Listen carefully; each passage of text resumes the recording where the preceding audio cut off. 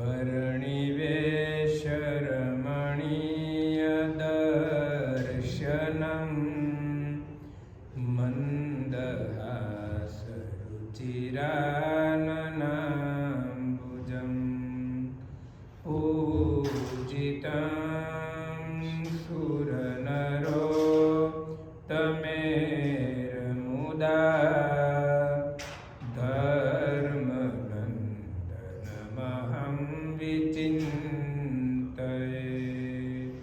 ॐ श्री अवतारिणे श्री स्वामिनारायणाय नमो नमः। श्री हरिकृष्णाय घनश्यामाय नीलकंठाय श्री सहजानंद स्वामिने नमो नमः। बोलो स्वामिनारायण भगवाननी जय, हरे कृष्ण महाराजनी जय। बधाय भक्तोने जय स्वामिनारायण। बोलो गए कालનું વચનામૃત કાંઈ યાદ રહ્યું કુણાલભાઈ? ભગવાને એવું કીધું એટલે આનંદાનંદ સ્વામીએ પ્રશ્ન પૂછ્યો હતો કે ભગવાનના ભક્તની ઈર્ષા થાય છે, ભગવાને જ એવું કીધું કે નહીં કરવાની, એટલે એમને એવું કીધું કે થાય છે, એટલે ભગવાને કીધું કે નારદજી જેવી કરવાની નહીં, પણ કરવાની નહીં, પણ કરો તો નારદજી જેવી. ઈર્ષ્યા કરવી તો નારદજી જેવી. નારદજી ભગવાનના ભક્તનો દ્રોહ થાય એવી ઈર્ષ્યાનો સર્વ પ્રકારે ત્યાગ કરવો. ભગવાન જેની પાસેથી વિદ્યા શીખ, જેના ગુણો એવા આપણે ગ્રહણ કરવાના, ગુણનો ત્યાગ કરવો તો ભગવાન પ્રસન્ન થાય. એ રીતે ગરડા પ્રથમનું ચોથું વચનામૃત આપણે કાલે વાંચ્યું. હવે પાંચમું વચનામૃત વિસ્મય સભા યાદ રાખજો, બરાબર? તમને કોશિશ કાલે તો હતા, તમે નહોતા. સ્વામિનારાયણ હરે, સ્વામિનારાયણ હરે. સંવત 1876 માગશર સુધી આઠમ અષ્ટમીને દિવસ શ્રીજી મહારાજ શ્રી ગઢડા મધ્યે દાદા ખાચરના દરબારમાં બિરાજમાન હતા અને સર્વ શ્વેત વસ્ત્ર ધારણ કર્યા હતા અને પોતાના મુખારવિંદની આગળ પરમહંસ તથા દેશ દેશના હરિભક્તની સભા ભરાઈને બેઠી હતી. બોલો. સંવત 1876 માગશર સુધી અષ્ટમીના દિવસે શ્રીજી મહારાજ શ્રી ગઢડા મધ્યે દાદા ખાચરના દરબારમાં સર્વશ્વેત વસ્ત્ર ધારણ કરીને બિરાજમાન હતા. બરાબર, આખી સભા થઈ ગઈ. સરસ. આવી રીતે આપણે વચનામૃત વાંચતા પહેલાં સભાનું ધ્યાન કરવાનું 1 મિનિટ. એટલે એ ગઢડા દાદા ખાચરનો દરબાર, એ સભા, મહારાજનું સ્વરૂપ યાદ આવે ને એટલે પ્રથમ પાયો આપણે સભાનું ધ્યાન કરવાનું, અને પછી આપણે આગળ ભગવાનની વાત સાંભળવાની. એટલે બહુ આનંદ આવે કે આપણે એ સભામાં બેઠા છે એવો ભાવ કરવાનો. એ મુક્તો પરમહંસો, એ ભગવાન સ્વામિનારાયણ લીમડા નીચે દાદા ખાચરના દરબારમાં પોતાના આશીર્વાદ રૂપી અમૃત વાણી આપણને સંભળાવે છે, અને આપણે મહારાજના દર્શન કરતાં કરતાં આપણે મહારાજના અમૃત વચન સાંભળીએ છીએ. એવી રીતે ભાવ કરી અને આપણે વચનામૃત સાંભળવાનું. પછી શ્રીજી મહારાજ બોલ્યા, જે રાધિકાએ સહિત એવા જે શ્રી કૃષ્ણ ભગવાન તેનું ધ્યાન કરવું, અને ધ્યાન કરતા મૂર્તિ હૃદયની વિશે ન દેખાય તો પણ ધ્યાન કરવું, પણ કાયર થઈને તે ધ્યાનને મૂકી દેવું નહીં. એવી રીતના જે આગ્રહવાળા છે તેના ઉપર ભગવાનની મોટી કૃપા થાય છે, અને એની ભક્તિએ કરીને ભગવાન એને વશ થઈ જાય છે. ઇતિ વચનામૃતમ ગઢડા પ્રથમનું 5મું થયું. 4 લીટીનું વચનામૃત છે ખાલી, નાનામાં નાનું. શું કીધું મહારાજે? બોલો. કે માનસી પૂજા કરતા હતા. ભગવાન કે રાધિકાએ સહિત એવા જે શ્રી કૃષ્ણ ભગવાન તેનું ધ્યાન કરવું. ધ્યાન કરતા મૂર્તિ હૃદયને વિશે ન દેખાય તો પણ ધ્યાન કરવું, પણ કાયર થઈને તે ધ્યાનને મૂકી દેવું નહીં. મૂર્તિ ન દેખાય તોય ધ્યાન કરવું. આપણે એવો આગ્રહ રાખી અને એવો ભાવ રાખીને આપણે કાયમ માટે અભ્યાસ કરીએ ને તો મૂર્તિ ન દેખાતી હોય તોય મૂર્તિ દેખાવા માટે મહારાજના કહેવાનો ભાવ એવો છે. ન દેખાય તોય ધ્યાન કરવું. શું કામ? મૂર્તિ ન દેખાય તોય ધ્યાન કરવું. તો મહારાજ કે તોય કરવું. આવી રીતના જે આગ્રહવાળા છે ને એની ઉપર મહારાજ કે ભગવાનની મોટી કૃપા થાય છે. આપણે તો માનસી પૂજામાં 2 મિનિટ ન થઈ હોય તો કે હવે હાલો ધમો થળ હાલતો હોય ને કે ક્યારે બોલાવી દે. ભગવાનને આપણે જમતા કેટલી વાર લાગે? ઓછામાં ઓછી 10 મિનિટ. માણસ બહુ ઉતાવળો જમતો હોય ને તો 10 મિનિટ તો થાય કે ન થાય? નિરાતે શાંતિથી જમો તો 20-25 મિનિટ થાય.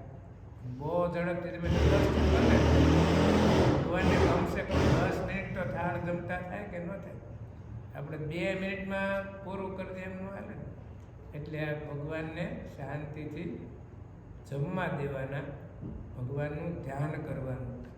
મહારાજનું ધ્યાન, મહારાજે ધ્યાનનો બહુ મહિમા કીધો વચનામૃતમાં, કાર્યાણીના 12મા વચનામૃતમાં. ભગવાન કે ભગવાનનું ધ્યાન અને ભગવાનનું વચન, આ બેથી કારણ શરીર નાશ પામે છે. કારણ શરીર એટલે વાસના, આપણે જે અંતરમાં રહેલી ઈચ્છાઓ, કામનાઓ છે ને બધી વિષય ભોગની, જગતના સુખની, ભગવાન સિવાય અન્ય પંચ વિષયની.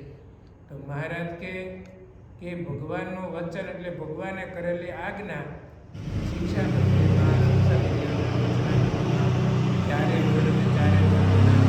આશ્રમના ભગવાન ધર્મ બતાવ્યો. તો ભગવાનની વચન એટલે ભગવાનની આજ્ઞા અને ભગવાનનું ધ્યાન, આ 2 હૃદયમાં ધારે તો કાર્યાણીના 12મા વચનામૃતમાં ભગવાન સ્વામિનારાયણ કારણ શરીર રૂપ વાસના બળી જાય અને ભગવાનને પામી જવાય. આપણે જન્મ મરણ લેવરાવે કોણ? કારણ શરીર, વાસના. એટલે શાસ્ત્રમાં 4 પ્રકારના ધ્યાન બતાવ્યા. એક તો સાંગ, ઉપાંગ, સલીલ અને સપાર્ષદ, 4 પ્રકારના ધ્યાન છે. સાંગ ધ્યાન એટલે ભગવાન સ્વામિનારાયણ આપણા ઈષ્ટદેવ સુંદર એક શ્વેત પિતાંબર અથવા પીળું પિતાંબર મહારાજે ધારણ કર્યું હોય અને મહારાજનું આખું શરીર ખુલ્લું હોય, તિલ ચિહ્નના જે ખુલ્લા દર્શન થાય ને એને સાંગ ધ્યાન કહેવાય. અને ઉપાંગ એટલે મહારાજે વસ્ત્ર ઘરેણા ધારણ કર્યા હોય ને, સાંગોપાંગ જેને કહીને, આખા દર્શન શણગાર સહિત, ફૂલના હાર, સોનાના હાર, પાઘ પહેર્યો હોય, સુરવાળ, જામો, ખેસ, હાથમાં રૂમાલ, છડી, જે કાંઈ ભગવાને ખેસ બાંધ્યો હોય, કડે, દુપટ્ટો, આ બધું, તો એને શું કહેવાય? સાંગોપાંગ ધ્યાન કહેવાય. સાંગ ધ્યાન એટલે ખુલ્લા શરીરનું તિલ ચિહ્નના દર્શન થાય મહારાજને, એને સાંગ ધ્યાન. પછી આખા શણગારના દર્શન થાય એ સાંગોપાંગ ધ્યાન કહેવાય. અને સલીલ એટલે મહારાજ લીલા કરતા હોય, કોઈ રંગે રમતા હોય, સંતો ભક્તોની સાથે ભગવાન પીરસતા હોય, કે ભગવાન કોઈ પણ ઉત્સવ સમય કરતા હોય, દર્શન આપતા હોય, ફૂલના ઈંડોળે 12 ઈંડોળે ઝૂલ્યા ભગવાન વડતાલ જ્ઞાનબાગમાં, અને લાખો ભક્તો ભગવાનના દર્શન કરતા હોય, મહારાજના સ્વરૂપનું સુખ લેતા હોય, એને કહેવાય સલીલ ધ્યાન. જે લીલા કરતા હોય ભક્તો સંતોની સાથે એને કહેવાય સલીલ ધ્યાન. મુક્તોની સભા ભરીને બેઠા હોય એને સપાર્ષદ ધ્યાન કહેવાય. મહારાજ સંતો ભક્તોની સભા કરીને બેઠા હોય એને કહેવાય સપાર્ષદ. 4 પ્રકારના ધ્યાન બતાવ્યા સત્સંગની અંદર, સંપ્રદાયમાં. ભગવાન સ્વામિનારાયણનું આપણે 4માંથી 1 પ્રકારનું ધ્યાન તો કરવું. આંખો વેચીને પોતાના દેહને 3 શરીરથી જુદો માની બ્રહ્મરૂપમાં જે ધ્યાન કરીને ભગવાનની મૂર્તિમાં જોડાઈ જવું, બધાય કરતાં શ્રેષ્ઠ ધ્યાન છે. પણ એવું ધ્યાન કદાચ ન થઈ શકે તો આવું ધ્યાન તો થાય ને, હાલતા ચાલતા, ખાતા પીતા બધી ક્રિયામાં આપણે યાદ કરી શકીએ. એ ગઢડામાં મહારાજ લક્ષ્મીવાડી આંબલી નીચે સભા કરીને બેઠા હોય, આંબા નીચે સભા કરીને બેઠા હોય, વડતાલ ગોમતીને કાંઠે આંબા નીચે સભા કરીને બેઠા હોય, વચનામૃત મહારાજનું બધા સંતો ભક્તો સાંભળતા હોય, દાદા ખાચરના દરબારમાં. આવી રીતે જે યાદ કરવું એ પણ એક પ્રકારનું ધ્યાન છે ભગવાનનું. મહારાજનો કહેવાનો ભાવ એવો કે એવી રીતના જે આગ્રહવાળા છે ને એની ઉપર ભગવાનની મોટી કૃપા થાય. છેલ્લે હું કીધું એવી એની ભક્તિએ કરીને ભગવાન એને વશ થઈ જાય છે. પણ એવો આપણે આગ્રહ રાખવો જોઈએ ભગવાનના ધ્યાનનો, ભજનનો, સત્સંગનો. તો મહારાજ આપણી ઉપર અતિ પ્રસન્ન થાય. એવી રીતે આપણે આજે 5મું ગઢડા પ્રથમનું વચનામૃત શ્રવણ કર્યું. તો આવતીકાલ સુધી આ વચનામૃતને આપણે યાદ રાખવાનું. આવતીકાલથી આપણે 6થું વચનામૃત શ્રવણ કરશું.